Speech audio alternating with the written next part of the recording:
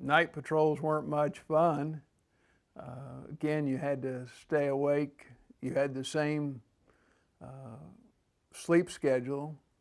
A third of the people on ambush pulled 6 to 10, third pulled 10 to 2, the last third pulled 2 to 6. And then generally that was the end of the ambush and you went back to your base camp. I mean, 6 to 10 was the easy shift. You could do that easily. 10 to 2 was tough, and 2 to 6 was really tough, because that's the hour at which you really want to sleep. Yeah. You just had to stay on alert. You kept your eyes moving because, you know, it's pitch black. First of all, it's pitch black to start with, and then when you're in the jungle, it's more pitch black. And the shadows seem to be everywhere. And it was really hard to tell whether they were trees moving, animals, or humans. Mm-hmm.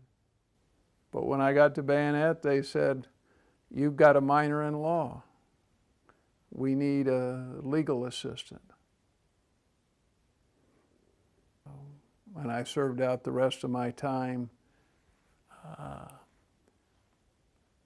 working as a legal assistant for the lawyers in the Army. Mostly it had to do with court-martials. There were lots of court-martials. Unfortunately, as a draftee, I was fairly old because I already had a college education, and there were lots. The vast majority of them were 18, 19. Occasionally there was a 17-year-old. Not supposed to be any 17-year-olds, but it happened.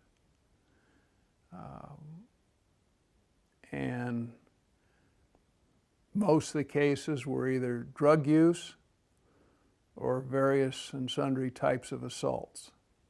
Lots of drug use. A lot of that was just busted down a rank, sometimes busted all the way back to Private E1. Mm-hmm.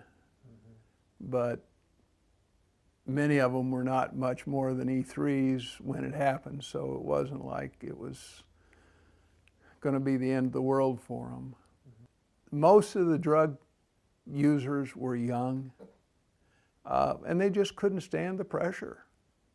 They were afraid to die. A lot of it was marijuana.